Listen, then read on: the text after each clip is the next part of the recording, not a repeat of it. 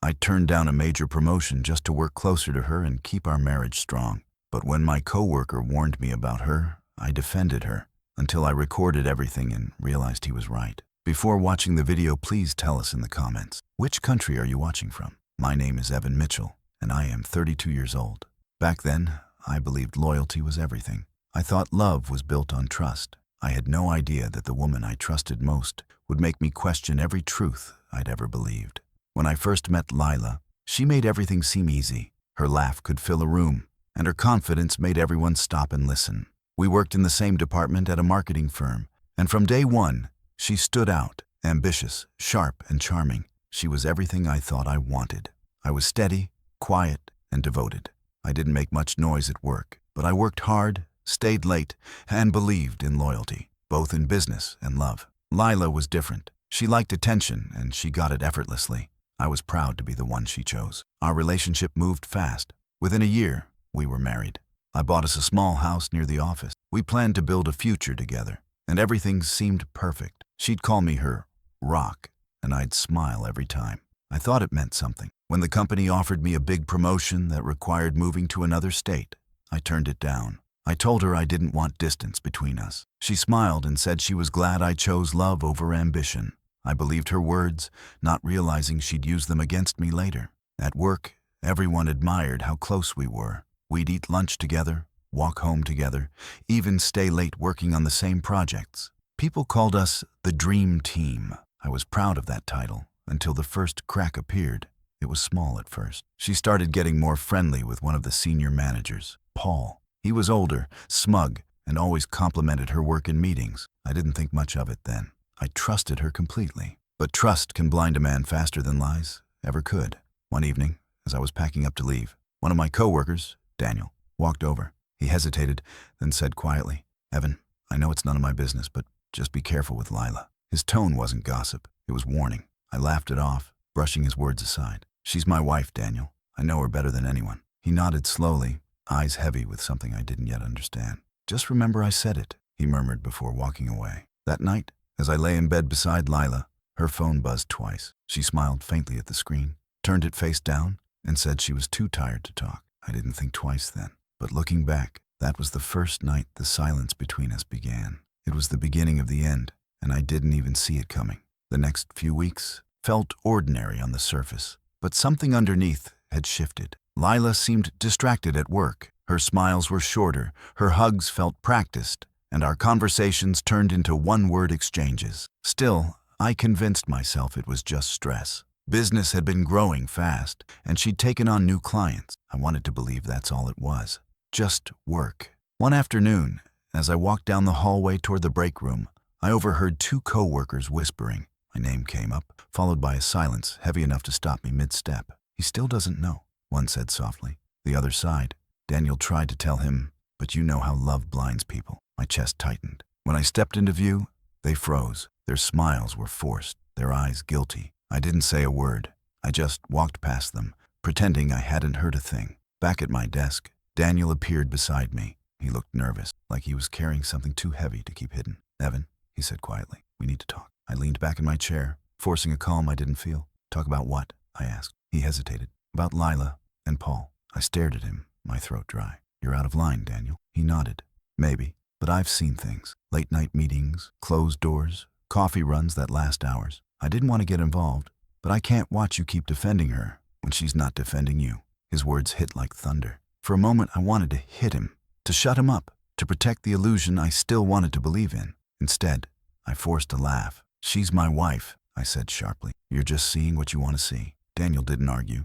He just nodded again and walked away, his silence heavier than any accusation. That evening, I drove home in a fog. Every red light felt longer than usual. Every song on the radio sounded hollow. When I pulled into the driveway, Lila was already inside, laughing on the phone. Her voice softened when she saw me, ending the call quickly. "Hey, you okay?" she asked, setting her phone down. "You look pale." I smiled weakly and said, "Just tired." She walked over, kissed my cheek, and went to the kitchen. For a moment, I thought maybe I was paranoid. Maybe Daniel was wrong. Maybe love still meant something. But as she poured a glass of wine, her phone lit up again. The message read, "Can't wait for tomorrow night."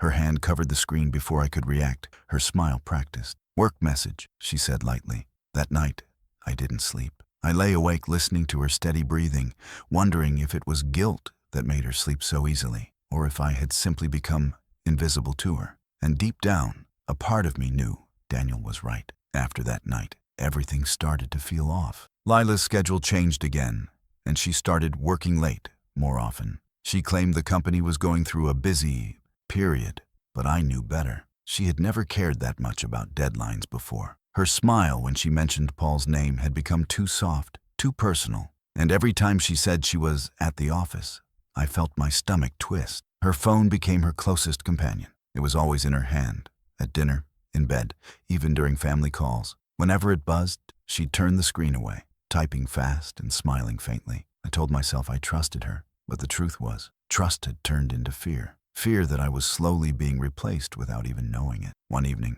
she came home smelling of wine and perfume that wasn't hers. I asked where she'd been. Client dinner, she said quickly, slipping off her heels. I asked who the client was. You wouldn't know him, she replied without looking at me. Her tone was cold, defensive. I noticed her blouse had a wrinkle at the shoulder, like someone had gripped it too tightly. I didn't ask about that part. Daniel's warning echoed in my head every day now. I started paying attention to things I used to ignore. Her change in passwords, her hidden receipts, her sudden interest in looking perfect, even on work nights. One night, when she fell asleep, I quietly reached for her phone. It was locked, new passcode. She hadn't changed it in 3 years, but now she had. I stared at that black screen for a long time, realizing that whatever truth it held, she didn't want me to see it. At work, people began to treat me differently too. The whispers returned, the awkward smiles, the sympathy in their eyes. I hated it. I wasn't some clueless fool, but I didn't have proof. Not yet. That changed when Daniel slipped a small USB drive into my hand one morning. You'll want to hear this, he whispered. I'm not trying to hurt you, but you deserve the truth. I didn't open it right away. For days, it sat in my desk drawer like a loaded weapon. Every time I looked at it, I felt sick. What if I was wrong? What if listening destroyed everything I'd built? But then again, what if it already was destroyed? That night, Lila said she had to stay late again. She kissed me goodbye, her perfume thick in the air, and I watched her car disappear down the street. I sat in the dark living room, the USB drive in my hand, my heart pounding a drum. Whatever was on it would change everything, and I was finally ready to know. What would you do if someone you loved betrayed you like this? Comment below. The next morning, I walked into the office earlier than usual. The building was quiet, the hallways still empty. I sat at my desk, plugged in the USB drive Daniel had given me, and waited. My hands trembled as the screen flickered to life. A single audio file appeared, labeled simply, Meeting Room, After Hours. I hesitated for a moment, my chest tight, and then pressed play. At first, all I heard was static, the hum of the air conditioner, and faint footsteps. Then came laughter, Lila's voice. I'd recognize it anywhere. Soft, playful, followed by another voice, Paul's. They were talking about a campaign they'd worked on, but their words quickly turned personal. Your husband's too nice, Paul said. He doesn't see it, does he? Lila laughed. No, he's too trusting. He still thinks I'm working late because of clients. My stomach turned.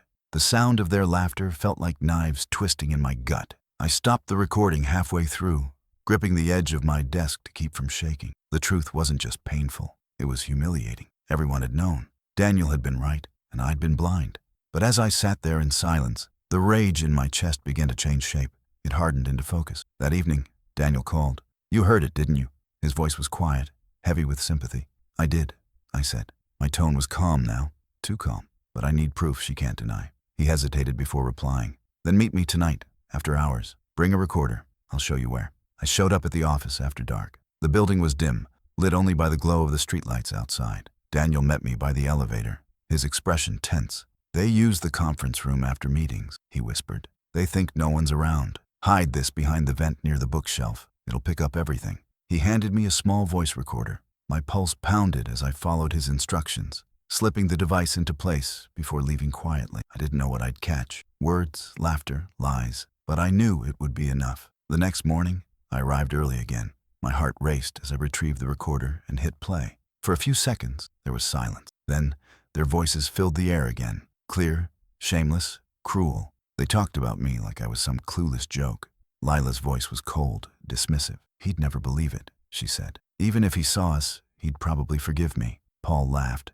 Then maybe he deserves this. I stopped the recording. My jaw clenched. They thought I was weak. They thought I'd stay quiet forever. But that recording wasn't just proof, it was power. And I was done being their fool. I sat alone in my car that morning, staring at the small recorder in my hand.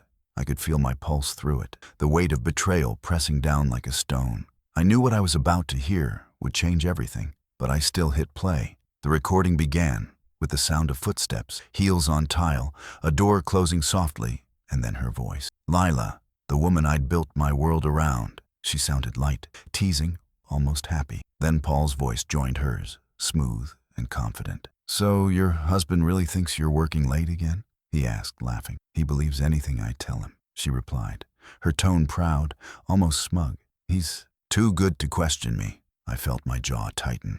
Her laughter echoed through the car like a ghost. They talked about the thrill of sneaking around, how easy it was to lie to me, and how boring I'd become since marriage. Each word sliced deeper, but the moment that broke me completely was when Paul said, "He's probably sitting at home waiting for you, like a loyal little dog." And she laughed, really laughed, the way she used to laugh with me. My hands trembled, my throat burned, but I refused to stop listening. I wanted every detail, every cruel truth, because once you've been betrayed this deeply, pain becomes your only teacher. By the end of the recording, they were planning their next late-night meeting. She promised to tell me she had a client emergency. Paul joked about how clients was becoming our inside joke. My blood boiled, but my mind stayed clear. The proof I needed was right there, undeniable and raw. I sat there in silence for a long time, the audio still ringing in my ears. I thought about all the times I defended her, all the times I told Daniel he was wrong, all the times I chose trust over truth. And now, the truth was staring back, brutal and unforgiving. When I finally looked at myself in the rearview mirror, I didn't see the same man anymore. The loyal husband was gone. In his place was someone colder, someone who would no longer be the victim. I went home that night, calm on the outside but burning inside. Lila greeted me with a smile and kissed my cheek like nothing was wrong. I smiled back, hiding the storm behind my eyes. I knew exactly what I was going to do next. I copied the recording, made multiple backups, and labeled the file For the Truth. I wasn't going to confront her yet. I wanted her lies to grow heavy enough to crush her on their own. Let her think I was still blind, because soon she'd see just how clearly I could see everything. After that night, I became a shadow in my own home. I stopped questioning, stopped reacting, stopped caring, at least on the surface. Lila thought I had grown distant because of work. She had no idea I was quietly building the truth she'd tried so hard to bury. Every lie she told, every fake smile, every late-night call, I logged it all. I learned her schedule like a routine. Mondays and Wednesdays, client meetings that ran too late. Fridays, team dinners with Paul. She even rehearsed her lies in front of the mirror sometimes, and I'd stand in the hallway listening, memorizing the tone of her deceit. The more she lied, the calmer I became. I saved every receipt, every email, every hotel reservation disguised as corporate travel. I downloaded copies of her work calendar and bank statements. Every small detail was another nail in the coffin she'd built for herself. I wasn't going to destroy her career in rage. I was going to let her truth do it for me. Slowly, publicly, and completely. Daniel knew everything now. We met at a diner one night, both quiet, both understanding what was coming. He slid me another file. "It's the internal reports," he said softly. "She used company funds for those trips." My heart stopped. "You're sure?" He nodded. "There's no mistake. She's been billing her vacations with Paul as business expenses." That was it. The final piece. I didn't even feel anger anymore, just clarity. The truth was no longer my enemy. It was my weapon. At home, Lila tried to act affectionate again. She started cooking dinners, complimenting me, even talking about taking a vacation to reconnect. I almost laughed. I played along, pretending I was interested. Every moment I smiled back at her, she smiled wider, believing her lies were working. She didn't realize she was already walking into her own destruction. One night, as she packed for yet another business trip, she looked at me and said, "You trust me, right?" I met her eyes, steady and calm. "Of course I do," I said. "Completely." She smiled, relieved. That was the moment I knew I had won. The next morning, I sent the folder of recordings, receipts, and screenshots to HR. Anonymous submission. By noon, the evidence was in the hands of the people who mattered most to her. Her superiors, her coworkers, and her precious Paul. That night, while she laughed over drinks with him in some hotel lounge, her world was already collapsing. Emails were being sent, Meetings were being scheduled. Her lies were no longer whispers. They were headlines inside her own company. I didn't have to expose her myself. The truth was already screaming louder than I ever could. If you were in my place, would you forgive or walk away? Tell me in comments. 2 days later, the office was buzzing. People whispered in hallways, glancing my way as I walked in. I could feel it. Something was about to happen. The evidence I'd sent had done its job. HR had called an emergency meeting. Everyone was required to attend, including Paul and Lila. I sat in the back of the conference room, calm and unreadable. Lila didn't notice me at first. She was too busy trying to reassure Paul. He looked pale, sweat collecting at his temples. When HR entered with the director, the energy in the room shifted. You could almost taste the tension in the air. The director cleared his throat. "We've received a series of internal reports regarding the misuse of company funds," he began. "These documents include hotel receipts, travel reimbursements, and recordings involving inappropriate relationships between employees." Lila's smile vanished. Paul stiffened. Their eyes darted around, searching for a way out of the trap they had built. The director continued, sliding a folder across the table toward them. "Mrs. Mitchell, Mr. Carter, would you care to explain this?" The sound of paper rustling filled the silence. Lila's fingers trembled as she flipped through the documents. Photos of their business trips, expense reports marked with her signature, screenshots of messages she thought were private. Paul spoke first. "This is taken out of context." But the director cut him off. "There's also an audio recording. You may recognize your voices." He pressed play. Her laughter filled the room. His voice followed, mocking me, mocking the man who had trusted her. The sound echoed through the conference room like a ghost refusing to die. No one said a word. Some people looked away, others stared, stunned. Lila's hands shook violently, her face drained of color. When the recording ended, the director spoke again, his tone cold. "You've both violated company policy and ethical standards. Effective immediately, your employment is terminated." Lila turned toward me then, her eyes wide, her lips trembling. "Evan," she whispered, "you did this?" I looked at her, really looked, and said quietly, "No, Lila, you did." She tried to stand, but her knees gave out. Paul didn't even look at her. He just grabbed his things and walked out without a word. She was left there, shaking, humiliated, and completely alone. I rose from my chair, buttoned my jacket, and walked past her. She reached out, whispering, "Please, we can fix this." I stopped just long enough to meet her eyes. "You broke it yourself," I said, and walked out. Outside, the air felt cleaner. The sun hit my face, and for the first time in months, I could breathe. The truth had done what I couldn't. It set me free. That day, 2 careers ended, but mine finally began again. Weeks passed after the reveal, but the echoes of that day stayed with me. The office felt lighter without their shadows haunting the halls. People spoke to me differently now, not with pity, but with respect. They'd seen the truth. They'd seen what happens when loyalty meets deceit and refuses to break. Lila tried reaching out at first. Calls, messages, long voicemails filled with apologies. She begged for a chance to explain, claiming Paul manipulated her, that she made mistakes under pressure. I didn't answer. There was nothing left to say. Every time my phone lit up with her name, it only reminded me of how much of myself I had given to someone who never deserved it. One evening, she showed up at my doorstep. She looked nothing like the woman I once knew. Her confidence was gone, her eyes red and swollen. "Evan," she whispered, "please, I lost everything. My job, my reputation. I just need you to understand." I stood in the doorway, calm and steady. "I understand perfectly," I said. "You taught me that love without honesty means nothing." Then I closed the door. That night, I sat alone in the living room, and for the first time in months, the silence didn't hurt. It healed. I wasn't angry anymore. I wasn't broken. I was free. The pain that once consumed me had turned into something else, strength. I realized that sometimes revenge isn't about hurting them back. It's about showing them they can't touch you anymore. In the weeks that followed, I focused on rebuilding my life. Daniel and I started our own small firm. Nothing big, but honest. The same company that once made me a fool now had to compete against me. Clients followed, success came slowly, and peace finally felt real. One afternoon, I received a letter with no return address. Inside was a single line, written in Lila's handwriting. "You won." I smiled, folded it once, and dropped it in the trash. Winning had nothing to do with revenge anymore. It was about rising above what tried to destroy me. Months later, I walked into that same cafe where I'd first met her years ago. The waitress asked if I was waiting for someone. I smiled and said, "No, just me." And it felt right. The truth is, I don't hate her. I don't even think about her much anymore. Because once you've seen someone's real face, you stop wishing for the mask. I had my closure, not through anger, but through freedom. Every lie she told built the cage she now lives in, and every truth I uncovered set me free. This is how my wife betrayed me. Should I forgive or move on? Tell me in comments. If this story reminded you that strength is born from pain, don't forget to like, share, and subscribe.